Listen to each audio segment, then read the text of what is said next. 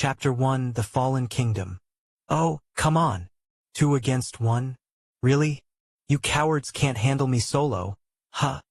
Alexis slams his fist on the desk, his eyes glued to the screen as explosions and fire rain down on his virtual kingdom. I've been holding you off for hours. Is that all you've got?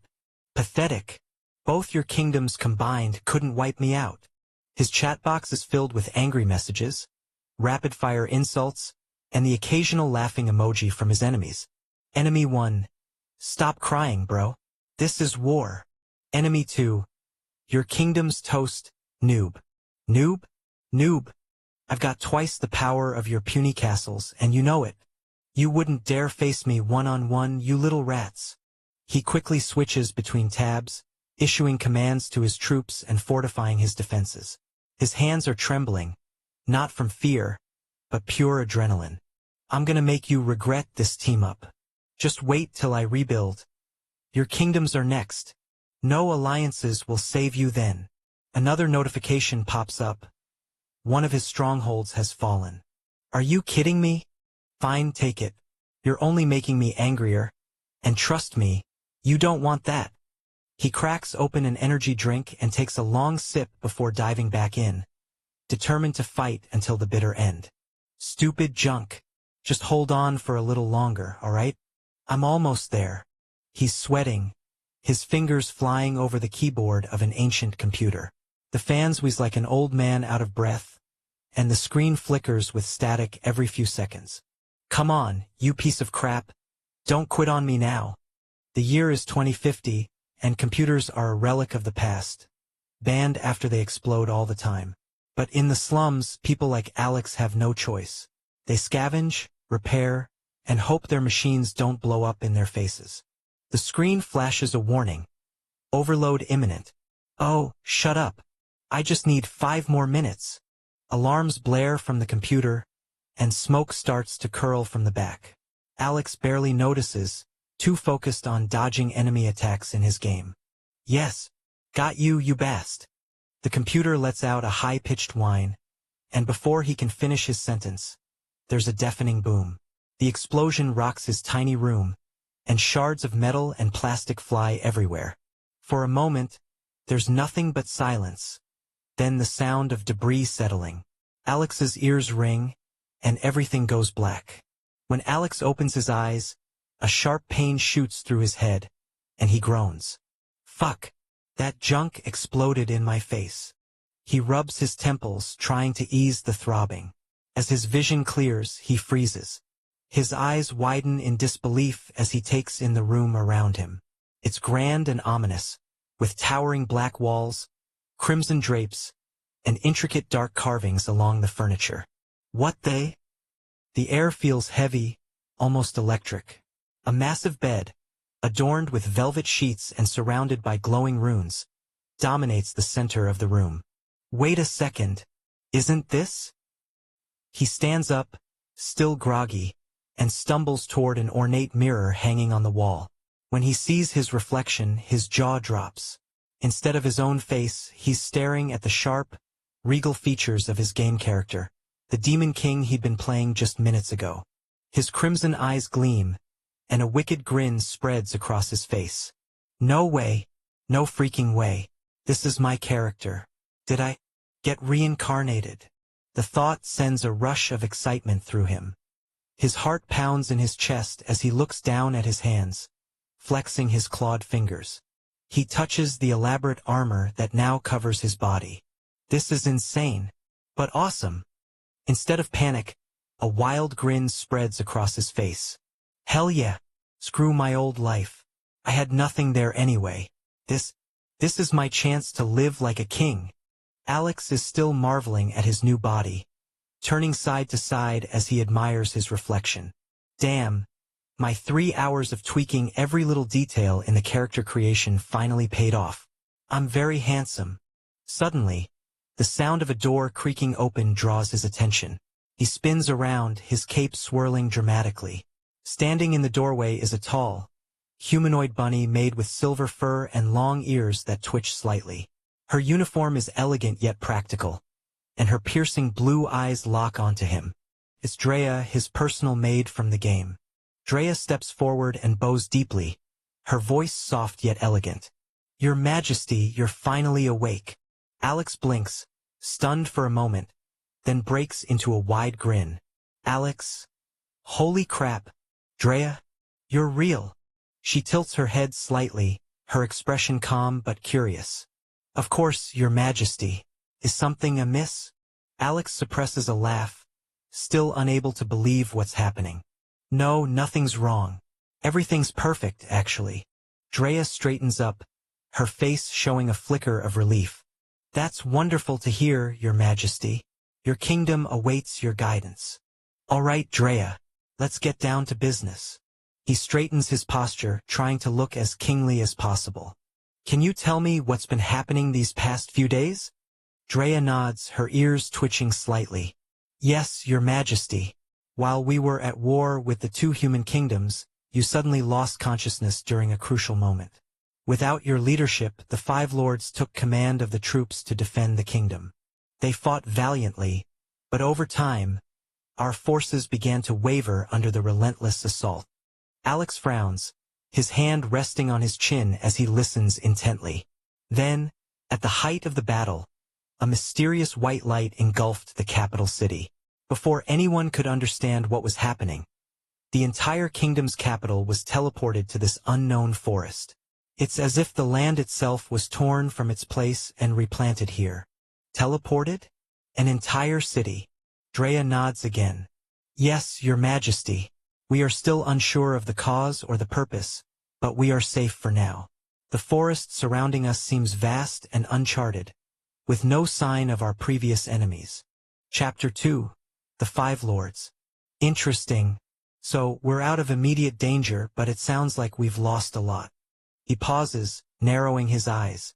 What about the Five Lords? Are they in the revival stone? Drea's ears droop slightly, and her tone turns solemn. Yes, Your Majesty. Almost all the top officers perished in the war. The Lord's souls are currently in stasis within the revival stone, awaiting resurrection. Hearing this, Alex's excitement fades, his shoulders slumping slightly. I see. So we're down to the bare bones. That's a lot to take in. He sighs, then straightens up, his voice steady. He sighs, then straightens up, his voice steady. All right, you may go, Drea. I'll summon you if I need anything. As you wish, Your Majesty. She bows deeply and exits the room, leaving Alex alone in the dimly lit chamber. He rubs his temples, deep in thought. Phantoms. In an instant, two shadowy figures materialize from the darkness, their forms twisting and flickering like living shadows. They kneel before him, their voices low and reverent. Your Majesty, what are your orders? We await your command. Alex smirks, impressed by their eerie presence. Good. You're my assassins, my intelligence gatherers. I'll need your skills soon enough. The shadows nod in unison, their forms rippling slightly. Alex thinks for a moment, then mutters to himself. How do I check their status? And mine, for that matter. As soon as the thought crosses his mind, a glowing, semi-transparent screen appears before him, displaying detailed information. He sees the names of the two phantoms, their levels, and their roles as members of the Shadow Unit. So it's just like the game. Even better. He swipes through the interface mentally, reviewing their stats. The phantoms are both low-level, with skills specializing in stealth, assassination, and reconnaissance. Damn. They're only level 300. He frowns, his excitement quickly dimming. That's the lowest rank in the Shadow Unit. This isn't good. He looks at the two phantoms, their forms wavering like dark flames. How many of you are left? There are only 5 of us remaining, Your Majesty. Alex's jaw tightens as he processes the news. Only 5? There should be at least 50 members in the shadows. We've lost almost everyone. He exhales sharply and nods. All right, here's your task. You 5 will scout the surrounding territory. I need a full report by the end of the day. Every detail you can find about this forest, any potential threats, or useful resources. Understood, Your Majesty. We will not fail. The phantoms bow before dissolving into the shadows, leaving Alex alone once more. The phantoms bow before dissolving into the shadows, leaving Alex alone once more. We're in worse shape than I thought. Let's see what's left of the treasury. I'll need every resource I can get to rebuild. He steps out of his chambers, the cold stone halls of the castle eerily silent. The once bustling corridors are now lifeless, save for the flickering torchlight casting long shadows on the walls.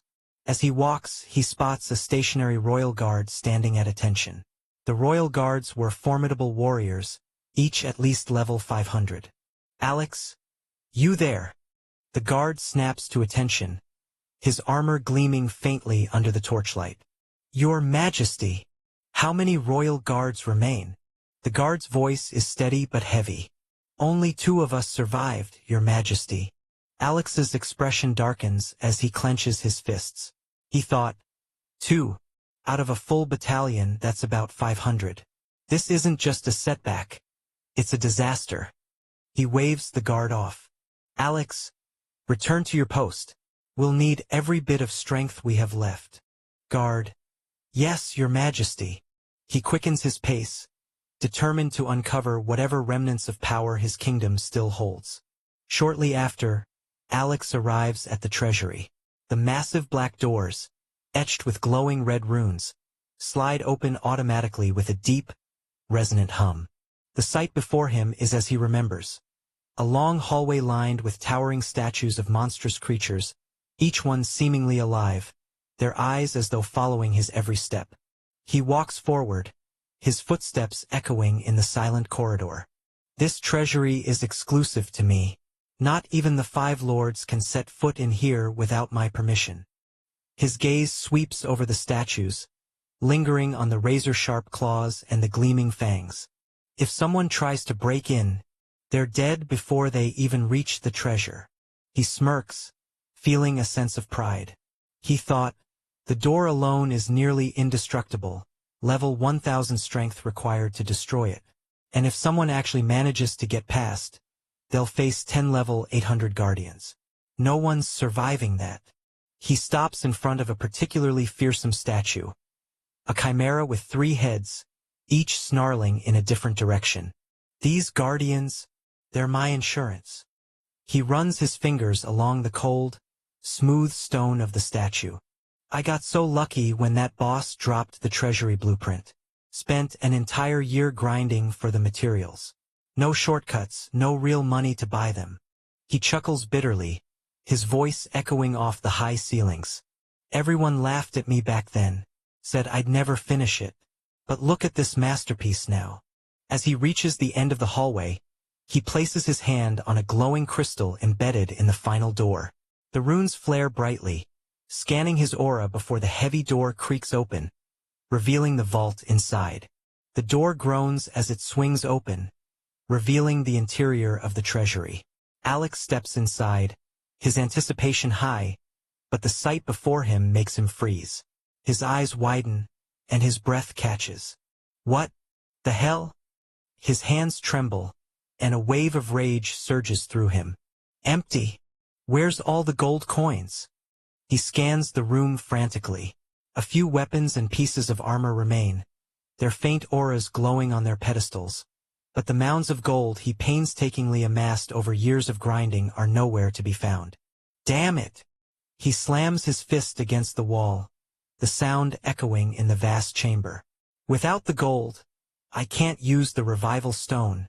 I can't bring back my subordinates. Chapter 3. Divine Items. The realization hits him hard. He paces, his mind racing. To resurrect even one of the lowest-rank soldiers, I need thousands of gold coins. This doesn't make sense. How could everything just vanish? He stops abruptly, glaring at the remaining items. Alex can only sigh helplessly. Let's see if the divine items are still here, at least. He walks to a section of the treasury's wall and presses his hand against a seemingly ordinary panel. The stone shifts and grinds as a secret door slowly opens, revealing a small, dimly lit chamber. Inside, 3 pedestals stand, each holding a glowing artifact. Alex breathes a small sigh of relief. At least these are still here. He steps forward, his eyes drawn to the first item. A crimson sword, its blade etched with runes that pulse faintly like a beating heart. The hilt is wrapped in black leather, with a ruby embedded in its crossguard. The air around the sword seems to shimmer with heat. Hellfire Edge, the blade that can cut through anything, even space-time itself. It said one swing could sever dimensions. He moves to the second pedestal. A simple silver ring rests there, unassuming in its design, but the air around it hums with a faint energy. Alex, the null ring, wipes out any curse, debuff, or negative status effect. Even divine-level curses will get weakened by 50%. A literal cheat code. He picks it up, slipping it onto his finger. A cool, soothing sensation spreads through his body. Finally, he turns to the third pedestal, where a golden book lies, its cover engraved with intricate patterns that seem to shift under the light. Despite its beauty, Alex frowns. The Eternal Codex, the one divine item I still can't figure out. It won't open, and no one's ever been able to decipher its purpose. He lifts the book, feeling its weight. The gold gleams, its surface untarnished by time. Alex remembers trying to sell it once, only for potential buyers to laugh after learning it couldn't be used. Even as a divine item, it's worthless if no one knows what it does. Still, he places the codex back gently, his gaze lingering on it.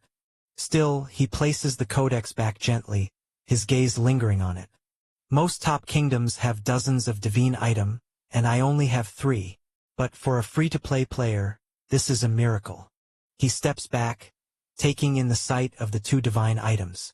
Alex already wears the null ring, its comforting hum a reminder of its passive protection. As for the Hellfire Edge, he hesitates. I've always been cautious with this thing, he mutters, staring at the crimson blade. In the game, it drained HP constantly. But still, curiosity wins. He reaches out and grasps the hilt. The moment his fingers close around it, a rush of scorching heat surges up his arm. Suddenly, a transparent screen materializes before him. Warning: insufficient level to wield Hellfire Edge.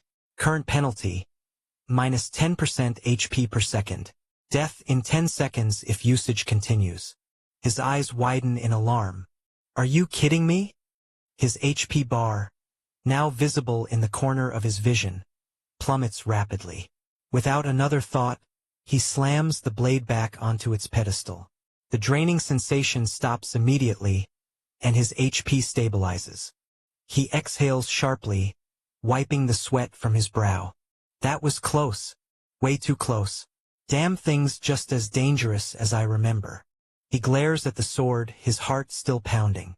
Wait a second, he mutters, his brows furrowing. Why did it say insufficient level? A max level, level 1000. There's no way I'm underleveled for anything in this game. Suspicion growing, he swipes his hand through the air, summoning his status screen. The glowing panel appears, and his eyes scan the familiar layout. But what he sees next makes his stomach drop. Status: level 1000 lock, level 200, 20% unlocked. What? Alex's voice echoes in the chamber. He frantically scrolls through the details, disbelief flooding his features. This can't be right. I was maxed out. I spent years grinding to hit 1000. No way I'm back at 100. Then, at the bottom of the screen, bold text catches his attention. To unlock your levels, gain citizens and expand your kingdom. He glances back at the Hellfire Edge, its runes pulsing faintly. That explains why I can't use you. I'm not even close to the level I need to wield that thing.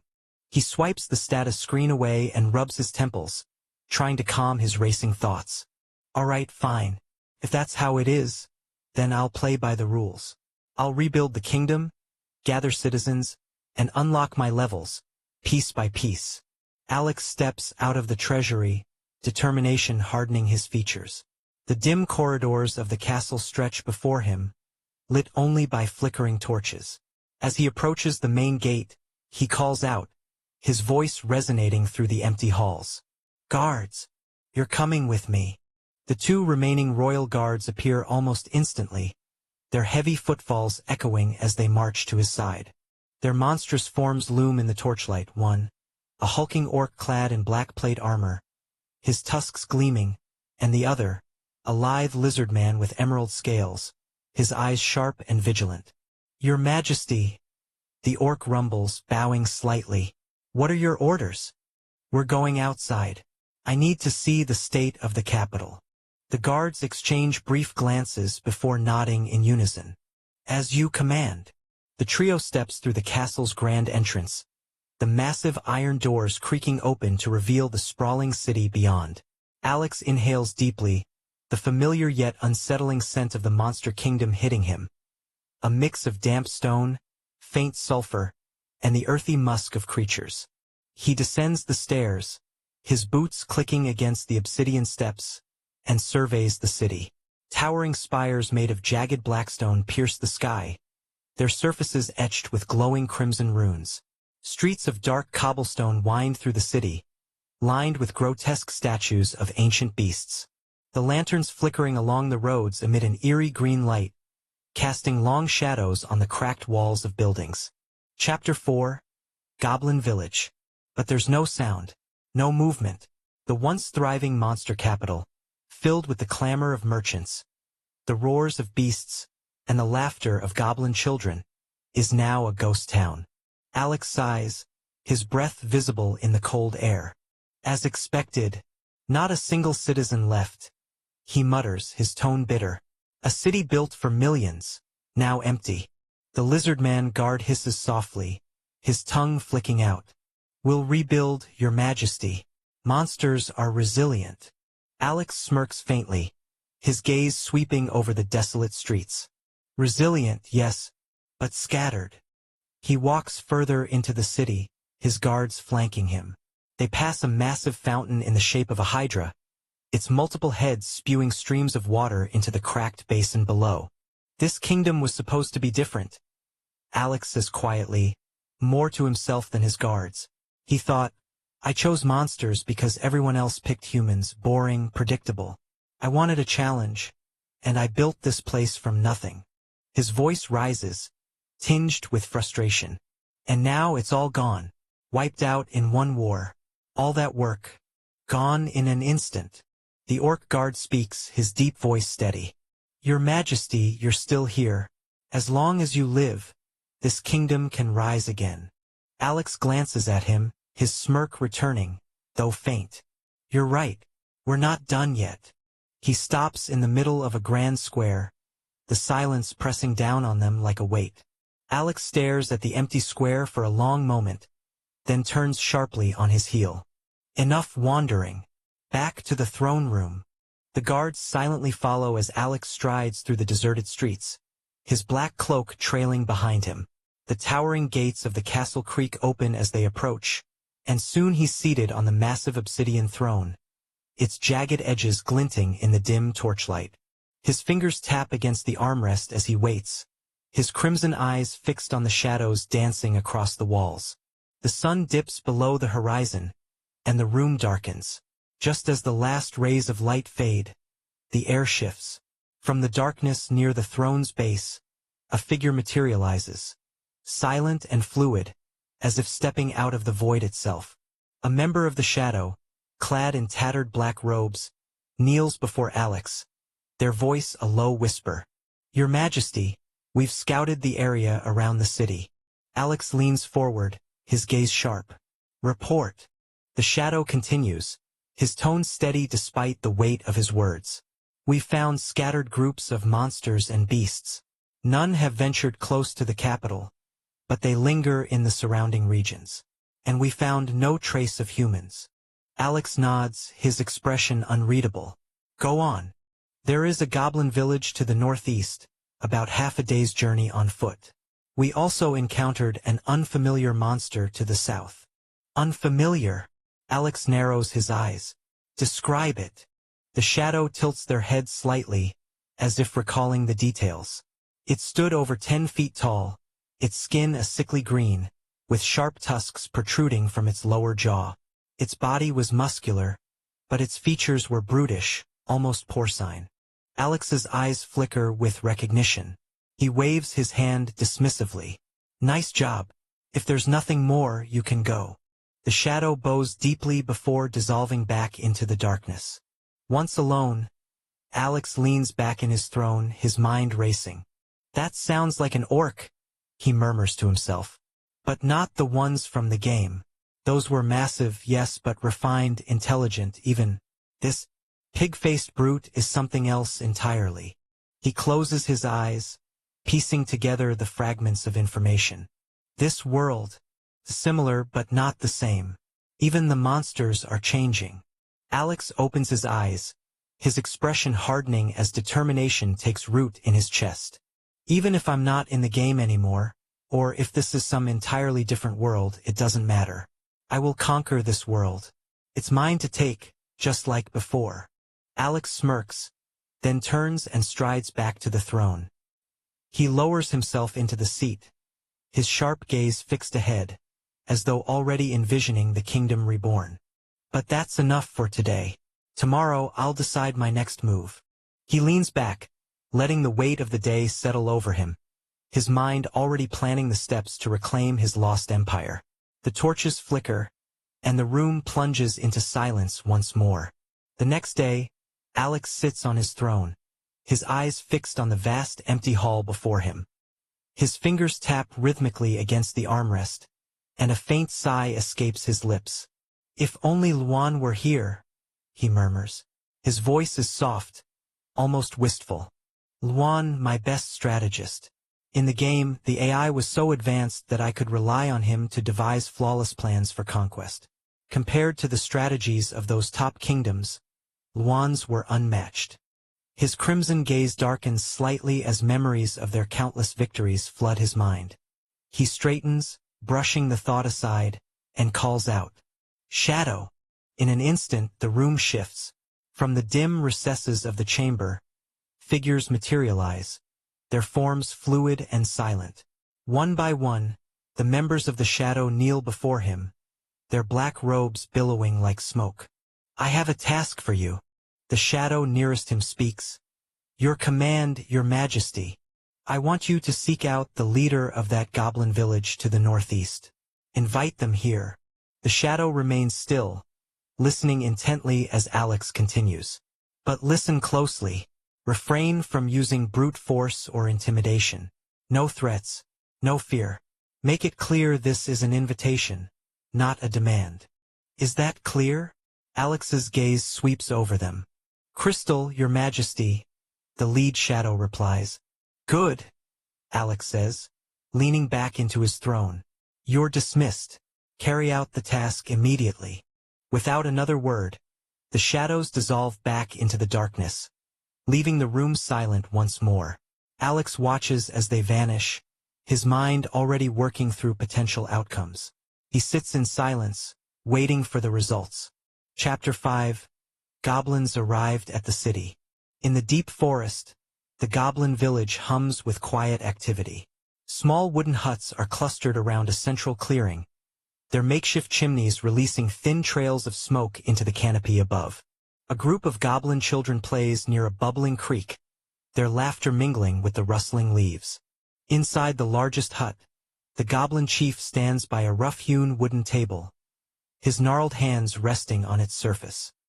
He's an older goblin, his green skin mottled with age, and his eyes sharp and wary. "Is everything already prepared?" A female goblin steps forward, her arms laden with baskets of wild mushrooms and roots. She bows slightly. "Yes, chief. All the ingredients for cooking have been gathered." "Good. The hunters should have returned by now. I just hope they didn't run into any trouble, especially with those damned orcs lurking around." Another goblin, a younger male sharpening a crude spear, pipes up. "The orcs haven't been seen this far north in weeks.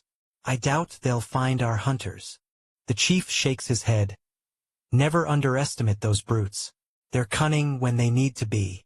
We've been careful, chief. The hunters know the safest paths." Just then, The sound of footsteps approaches from the edge of the clearing. The goblin children scatter, their playful shouts turning to curious whispers. The chief turns, his hand instinctively gripping the hilt of the dagger at his side. The chief exhales, his posture relaxing. "You're back. What did you find?" The lead hunter grins, tossing the bundle to the ground. It unravels to reveal a collection of fresh game, rabbits, a few wild birds, and even a small boar. "Enough to feed the whole village, chief," the hunter says proudly. "And no sign of orcs."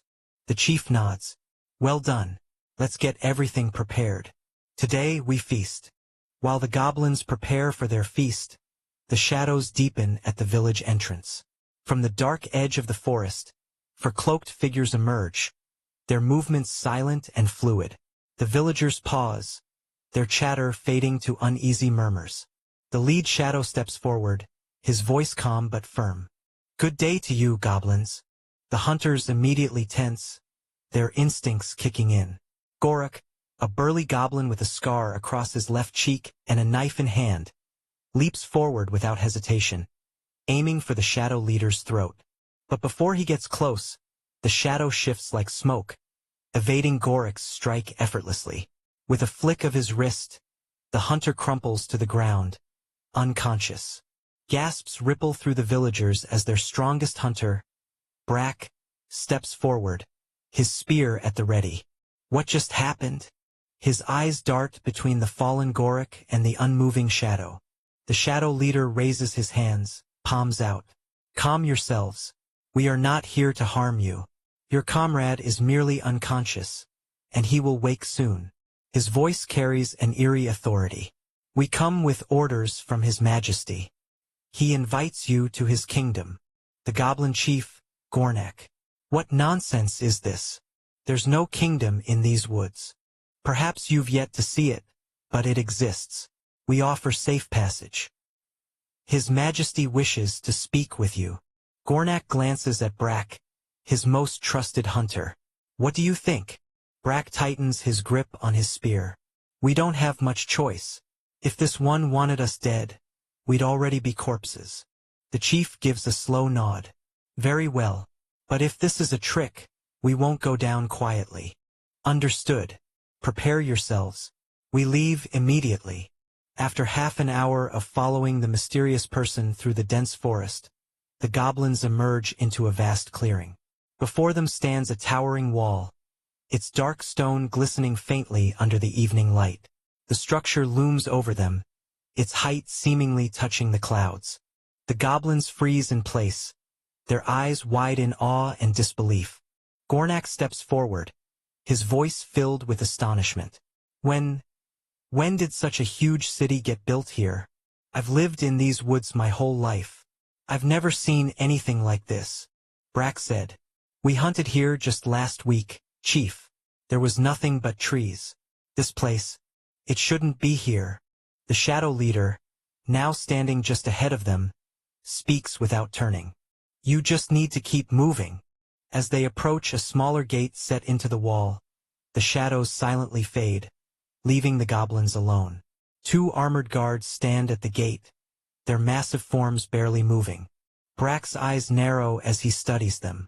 The guards radiate an oppressive aura, their sheer presence sending a chill down his spine. His instincts scream at him to turn and run. Gornak notices Brak's tense stance. "What is it?" Brak's voice is low, almost a whisper. "These guards, they're strong. As strong as that mysterious person who led us here." Gornak frowns, glancing nervously at the guards. "Stronger than any orc you've faced?" Brak nods. "Easily." One of the guards steps forward, their armor gleaming even in the dim light. Their voice is deep and resonant, echoing slightly in the quiet. "Go inside. Someone is waiting for you all." The gate creaks open, revealing a wide street that leads into the city. Without another word, the goblins follow, their steps hesitant. As they step through the gate, their jaws drop. Instead of the bustling city they'd imagined, they're met with silence. The streets are eerily empty, the only sounds coming from the wind that whistles through the towering spires and massive, ornate buildings. This This place feels like a ghost city, Brack mutters, his grip tightening on his spear. Gornak nods, his eyes darting around. The city is vast, its architecture far beyond anything he could have dreamed. Colossal arches, monstrous statues, and intricate carvings of beasts and creatures. At the center of the open plaza stands a single figure. Their golden armor glints under the faint light, and his presence exudes authority. As the goblins approach, the armored figure speaks, their voice calm and measured. I am here on behalf of His Majesty. He wishes to speak with the chief of your village. Chapter 6. Chief Gornak. Gornak steps forward. I am the chief, but may I bring one of my people with me? He gestures toward Brack. The soldier inclines his head slightly. You may. The soldier's gaze sweeps over the rest of the goblins. As for the rest of you, take your time. Explore the city. Everything you see is at your disposal. Brack exchanges a wary glance with Gornak. Chief, this city, it feels like something out of a dream. Are you sure about this? Gornak said. We already come this far. We'll see this through. As they walk through the grand streets toward the palace, the silence between them stretches. Gornak finally breaks it, his voice hushed yet filled with awe. This city, it's enormous. I've never seen anything like it. Brack glances at the towering spires and elaborate carvings. Chief, you're the only one among us who's ever been to a human town. What do you think of this place? In my younger days, I did see a human city from the distance. Bustling streets, tall buildings, markets overflowing with goods. But compared to this, that city was a village. This place feels like it belongs to a god. The palace looms before them, an awe-inspiring structure of dark, gleaming stone and towering spires that seem to pierce the sky. The intricate designs etched into its surface shimmer faintly, as if alive. The air around it feels heavy, charged with an unspoken power. Brack's voice is low.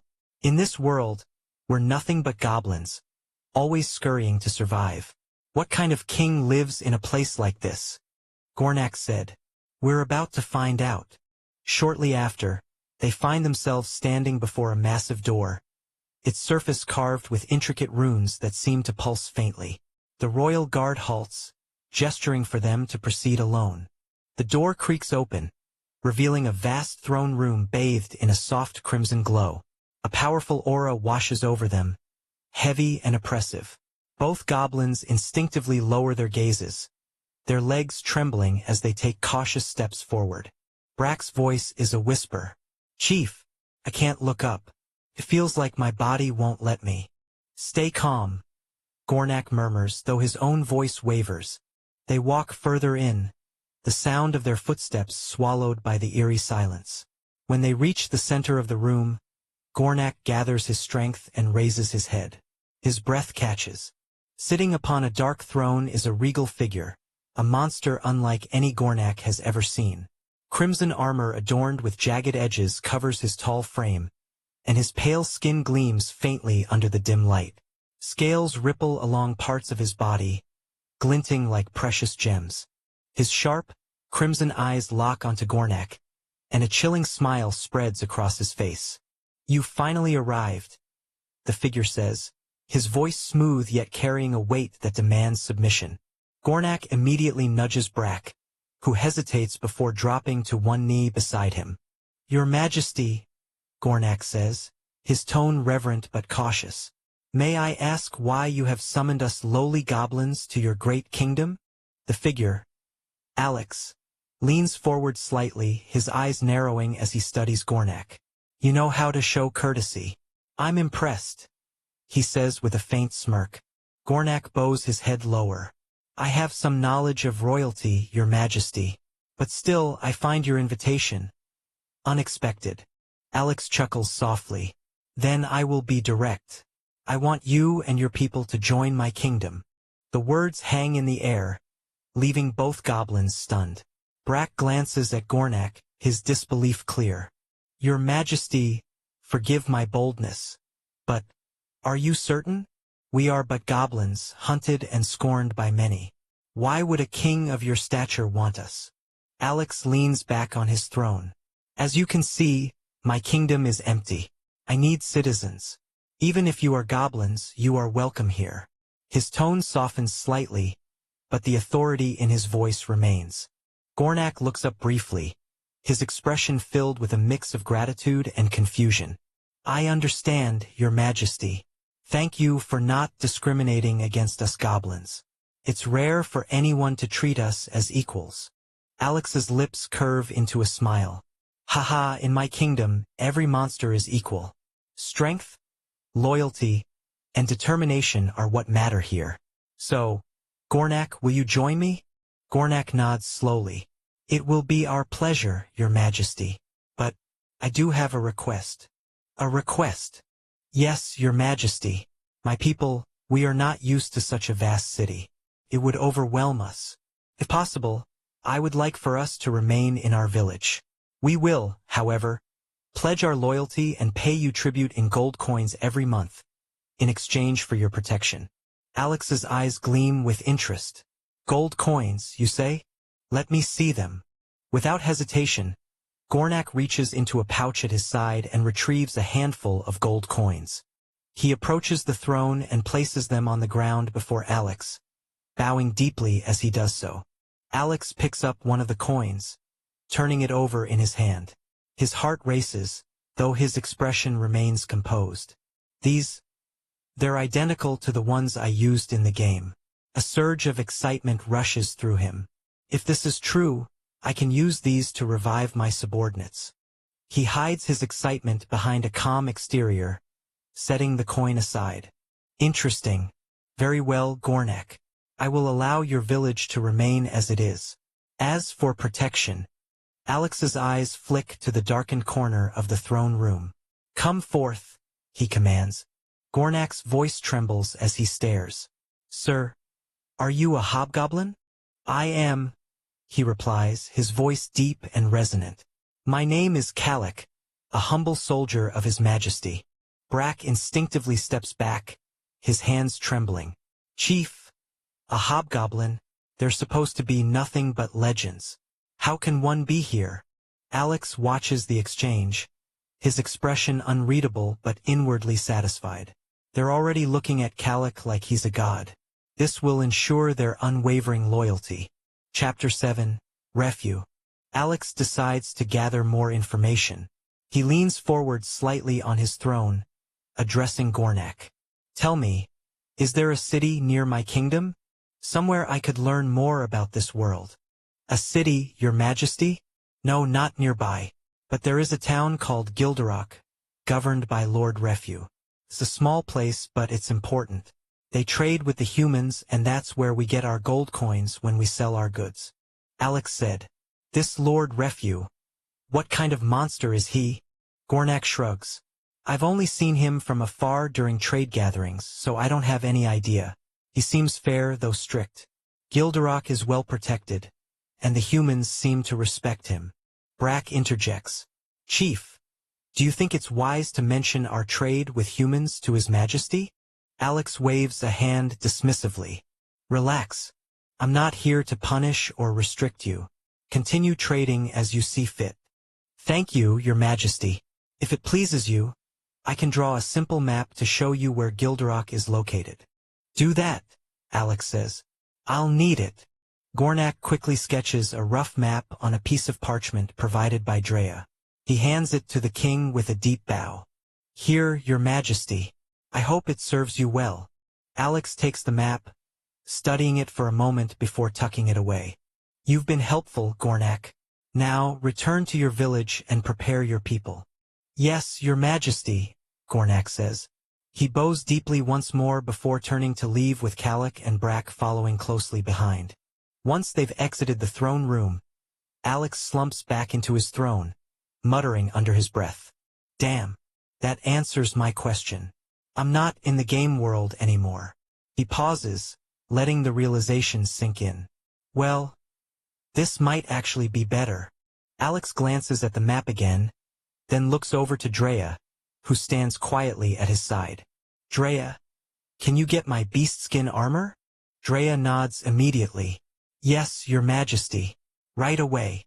While she's gone, Alex leans back in his throne, his fingers drumming lightly on the armrest. The beastskin armor isn't impressive by any means. It's a low-level piece of gear he'd long since outgrown in terms of stats.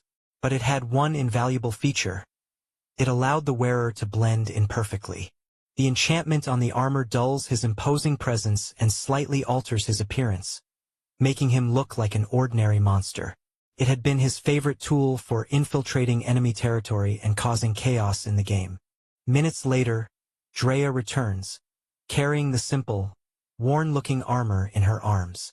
She kneels before him, holding it out with reverence. Your beastskin armor, as requested, your majesty. Alex stands and steps down from the throne, taking the armor from her. He smirks, running a hand over its rough surface. This old thing. It's not much to look at, but it never failed me before. Drea tilts her head slightly. If I may ask, your majesty, why this armor? You have far grander pieces. Alex chuckles, slipping off his crimson gauntlets. Exactly why I'm wearing it. I don't want to attract attention. He begins putting on the beastskin armor, its enchantment activating instantly. His sharp features soften, his height appears slightly reduced, and his crimson eyes become ordinary. Drea observes in silence as Alex finishes adjusting the armor. She takes a step forward, bowing slightly. Shall I prepare anything else, your majesty? Alex said. Just one more thing, prepare the royal carriage. I'll need it ready within the hour. As you command. Drea turns and strides out.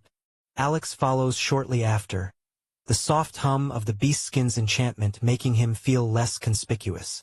As he steps into the grand hall, his eyes fall upon a lizard man standing at attention near the entrance.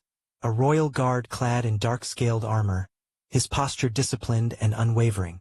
You, Alex calls out, his voice commanding yet casual. The lizard man snaps to attention, his tail flicking slightly. Yes, your majesty? You're coming with me? Alex says as he walks past him, not breaking his stride. We're going somewhere.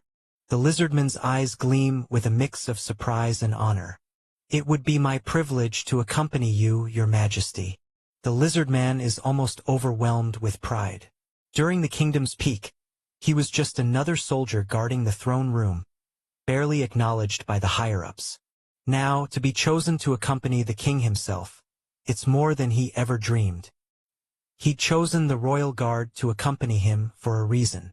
If trouble came in the form of a high-level enemy, something far beyond his current locked level of 200, the guard could serve as a valuable distraction, even for a second. That would be enough for Alex to activate the emergency teleport item hidden in his belt. Cautious and pragmatic, Alex had no intention of gambling with his life in this unfamiliar world. He didn't yet know if death here meant true death, and he wasn't eager to find out.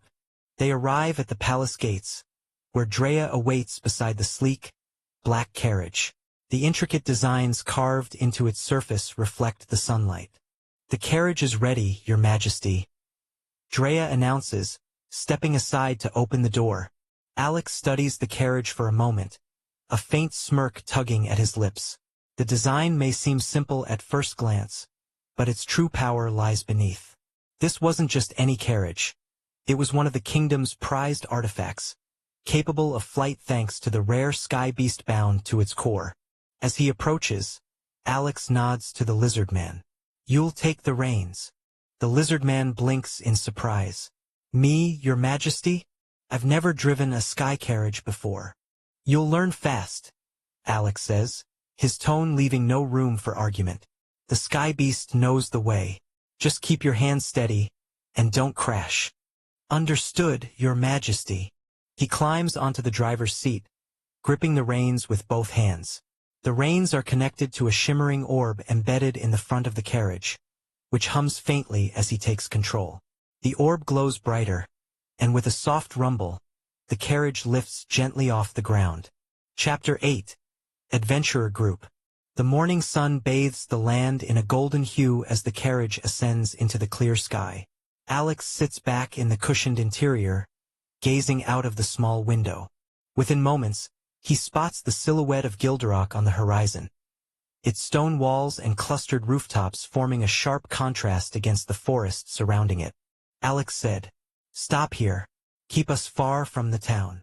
"Yes, your majesty." The carriage hovers just above the ground, its soft hum fading. Alex steps out, his boots crunching on the forest floor. He inhales deeply, taking in the fresh scent of trees and earth.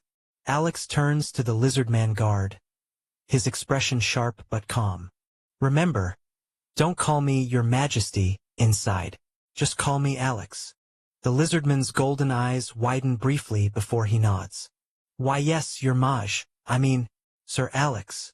Alex smirks, noting the guard's unease. The royal guard doesn't know whether to feel honored or terrified. They tread through the forest until they stumble upon a dirt road.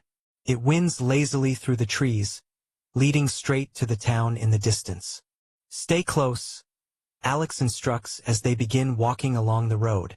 The air grows busier with distant chatter, the clinking of tools, and occasional roars of creatures. By the time they reach Gilderock's outskirts, the sun fully illuminates the town. It's packed with monsters of all shapes and sizes. Hulking ogres haul wooden crates, their muscles rippling under the strain. Winged harpies glide between crumbling rooftops, screeching at one another. Goblins haggle loudly over stolen trinkets, their shrill voices cutting through the general chaos. Alex narrows his eyes as he takes it all in. The town is a mess. Wooden shacks lean precariously against one another. Stone buildings have chunks missing, and the streets are uneven and littered with debris. "This," Alex mutters, his tone laced with disdain, "is what they call a town?" The lizard man looks around nervously, unsure how to respond. "It's a functional, at least for us monsters." They push their way through the crowded street. A bulky ogre nearly crashes into Alex, snorting in irritation before lumbering away. A group of orcs argue loudly over a broken cart, while a goblin merchant tries to hawk rusted weapons from a creaky stall. Alex thought, "Damn, this place feels like a fever dream. The noise, the smell, the clutter. It's overwhelming." He feels like he's walking through a bizarre nightmare, yet no one spares them a second glance. It's exactly as he wanted. His eyes flick to the lizard man beside him, now clad in simple, dull leather armor. Alex had ordered him to leave his golden royal guard armor in the carriage to avoid drawing attention. It seems to be working. Then Alex remembers something, his system. He thinks, "I should use it to check these monsters' levels." Focusing on a passing ogre, he activates the system. A translucent status screen materializes before him, displaying the creature's information. Ogre, level 30. He narrows his eyes and shifts his focus to a pair of bickering goblins. Goblin, level 8. Turning his gaze to a harpy perched on a rooftop, the screen changes. Harpy, level 20. Alex frowns. He scans the street, checking various monsters at random. The highest level he finds is a burly orc struggling to lift a massive crate. Orc, level 25. They're all so weak, he thinks, his disbelief slowly turning into amusement. Is this entire town made up of low-level mobs? The lizard man guard notices Alex's expression shift and hesitates. "Sir Alex, is something wrong?" "No," Alex says, smirking faintly, "just realizing how fragile this place really is." The lizard man looks confused but doesn't press further. Meanwhile, just outside Gilderock, a caravan of wagons rumbles along the dirt road. At its head, a group of 5 adventurers walks in formation, their gear glinting in the sunlight. The leader, a grizzled man with a scar running down his left cheek, surveys the area with sharp, calculating eyes. His name is Doran, and his level 50 status is evident in his confident gait and the intricate, rune-etched sword at his side. "All right, listen up," Doran calls out, his voice firm but calm.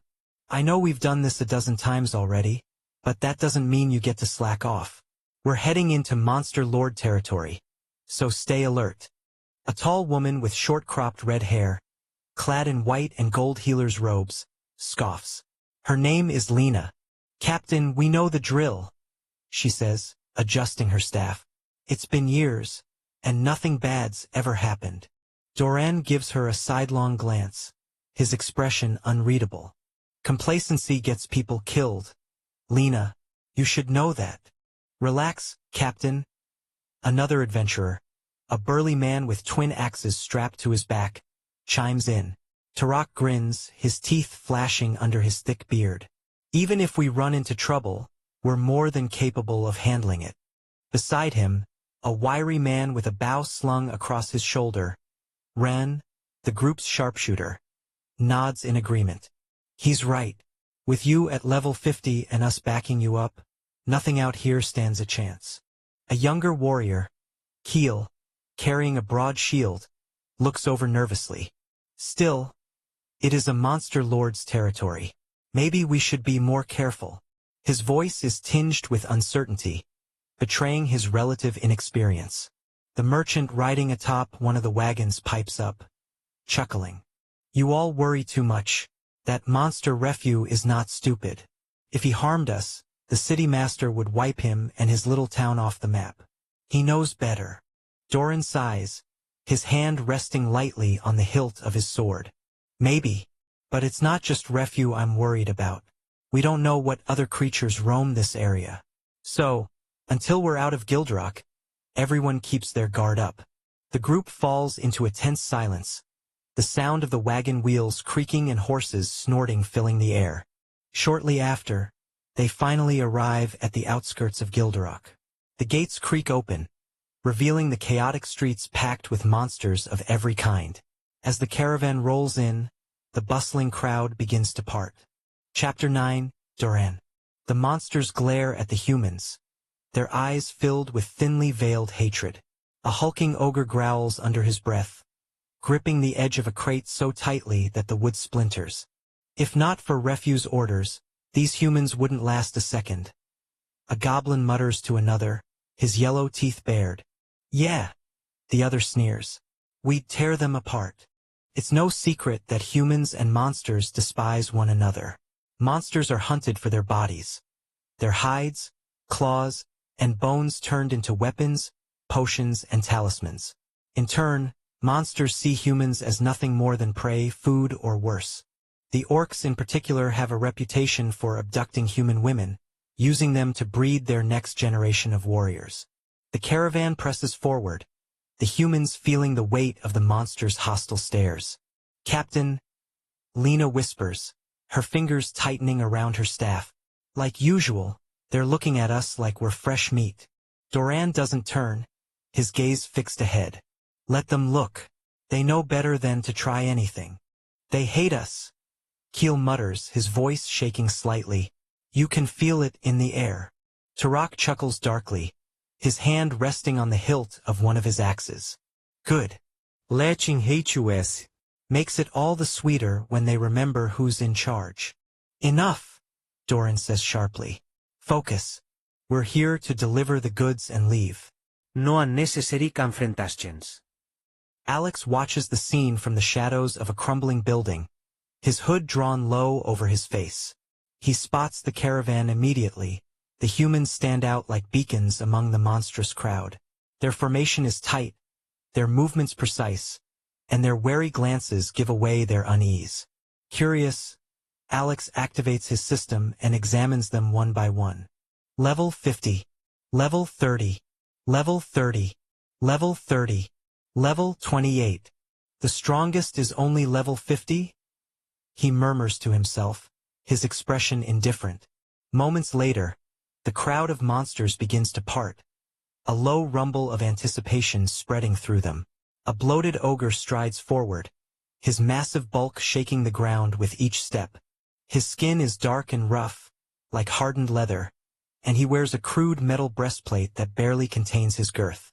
On either side of him, two lean, muscular gnolls follow closely, their sharp teeth bared in a perpetual snarl. Refu, level 80. Gnoll Guard, level 40. Gnoll Guard, level 42. Refu's deep, gravelly voice booms as he approaches the merchant. You're late, Refugee growls, his small, beady eyes narrowing. The merchant hurriedly hops down from the wagon. Apologies, the roads were rough, but I've brought the usual supplies. Refugee snorts, crossing his massive arms. You'd better have. I don't tolerate delays. Doran steps forward, his hand resting casually on the hilt of his sword. His voice is steady, but there's a sharp edge to it. The delivery is intact, as always. Let's make this quick. Refugee sneers, waving a thick hand toward a nearby goblin. Get all the materials. Now. And make it fast, before I squish you to death. The goblin yelps, scrambling into the caravan. A few tense moments pass before it returns, arms overflowing with various herbs that can only be found deep in the forest, monster parts, and other assorted items. The goblin dumps everything unceremoniously onto the ground at Refuge's feet. Refugee grins. Good. Now it's your turn. Turning back to the merchant. I can't wait to see what you've brought me this time. Ha ha ha. The merchant quickly gestures to his men. Unload everything. Now. The human workers spring into action, hauling crates from the wagons. The first few contain slabs of raw meat, likely from hunted beasts, followed by crude healing potions and a few others Alex can't identify. Finally, they drop a hefty sack of gold coins at Refuge's feet. Alex narrows his eyes, watching intently. Low-grade healing potions and a bit of gold? That's hardly worth an excitement. His question is answered when the final wagon is unloaded. From its dark interior, 2 human women are dragged out, their wrists bound in heavy chains. They stumble forward, their eyes wide with fear and exhaustion, their thin clothes doing little to protect them from the chill in the air. The moment they're revealed, the crowd erupts in a mix of cheers and guttural laughter. Refuge's grin widens as he steps closer, towering over the trembling women. Ah, now this is what I've been waiting for. Fresh stock. He chuckles darkly. Alex feels a flicker of something. A distant, fleeting pang of recognition. As a human, at least in his past life. But now, standing among monsters, he feels no pity, no sympathy. The sight stirs nothing in him. He waves a hand dismissively. All right, take these 2 women to my house first. The 2 gnolls at his side immediately spring into action, grabbing the women by their chains. The women scream, their voices cracking with desperation. Please, help us. One of them wails, her tear-streaked face turning toward Doran and his group. The other woman sobs, her knees buckling as the gnolls drag her forward. Don't leave us. Please. Doran's jaw tightens, his hand gripping the hilt of his sword so tightly that his knuckles turn white. He keeps his gaze down, his teeth grinding audibly. The merchant shifts uncomfortably, glancing at Doran. Let it go, he murmurs, barely audible. We can't afford a fight here. Refugee smirks, clearly enjoying the tension. Here's your pay for the women, he says, kicking a small wooden box toward the merchant. I even went out of my way to find this herb. So rare, I almost gave up. Doran says nothing. He crouches, picks up the wooden box, and tosses it to the merchant without a word. Move out. Doran orders his group curtly, his voice low and cold. The merchant gives a quick nod, and his workers hurriedly load back onto the wagons. Alex watches from the shadows, his eyes narrowing. The scene plays out like a twisted drama, yet he remains detached, observing every detail. He notes Doran's clenched fists, the women's fading cries, and Refuge's triumphant sneer. Chapter 10, Mizorn City. Once the caravan is a safe distance from the town, the group finally exhales, the oppressive atmosphere of the monster settlement left behind. The creak of wagon wheels fills the silence, but it doesn't last long. Lena breaks the silence, her voice sharp and filled with frustration. Doran, are we really just going to turn a blind eye like nothing happened? Doran keeps his eyes on the road ahead, his expression hard. We have a job, Lena. That's all. Tarak growls low in his throat, his grip on the reins tightening. Captain, I didn't sign up to deliver people, especially women, to those beasts. I thought we were better than this. The merchant riding alongside them sighs loudly. Everyone, calm down. I understand this might not sit well with some of you, but let's not forget something important. Those two women? They're slaves. And you're hired adventurers. Your job is to deliver, not question. Lena's eyes blaze as she whirls on him. Slaves? Is that supposed to make it better? Being a slave in a human city is one thing, but handing them over to monsters? You know damn well what'll happen to them. Her voice rises, trembling with anger. They'll be kept as playthings for that filthy orc. The merchant holds up his hands defensively. I don't like it any more than you do, but that's the reality of this world. We're not heroes. The merchant adjusts his hat, his voice firm.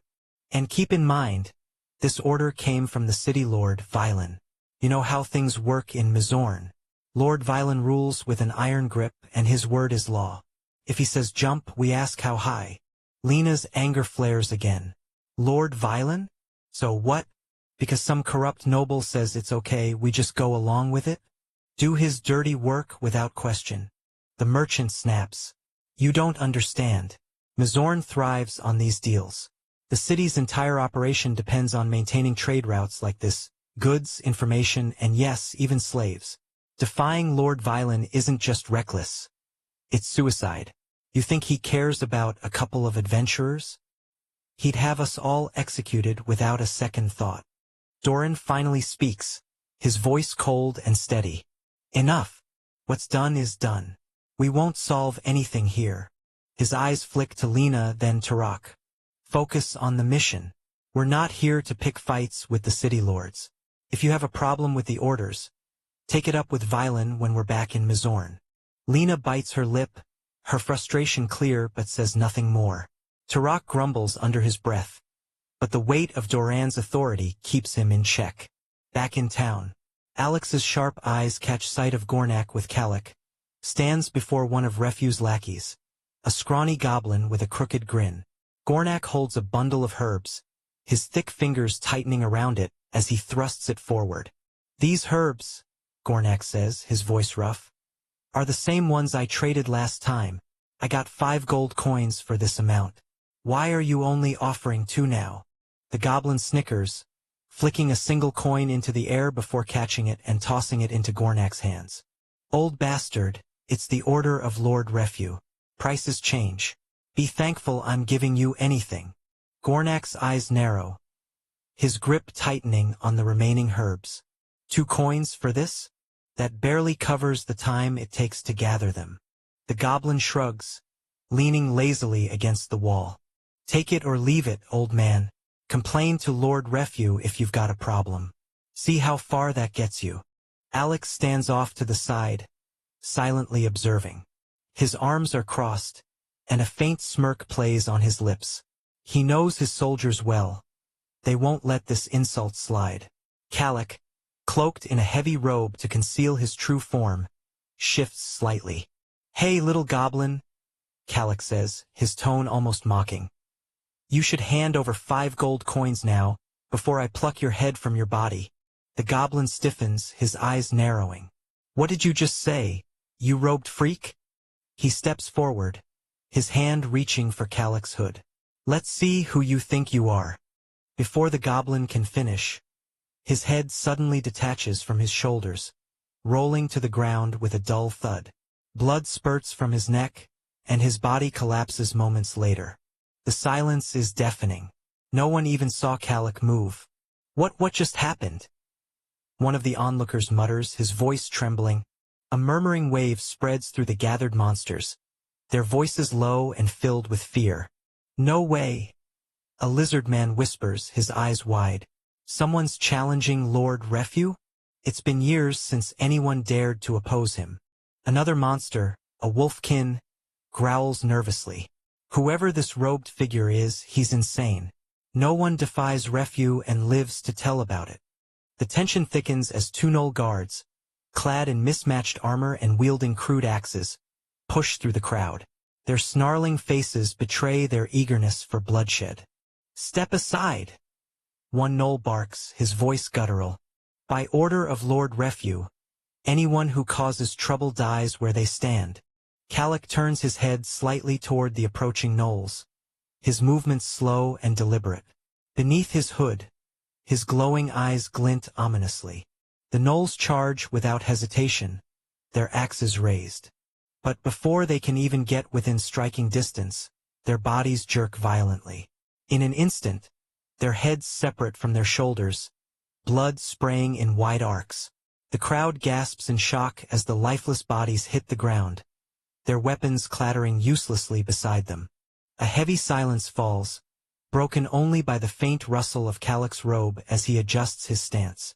Suddenly, a loud, guttural roar echoes through the air, and the ground trembles beneath their feet. From the direction of the fortress, a towering figure emerges, his crimson eyes blazing with fury. It's Lord Refu. His massive frame is clad in spiked armor, his Orcish features twisted in a snarl of pure rage. Behind him, more guards scramble to keep up, their weapons drawn.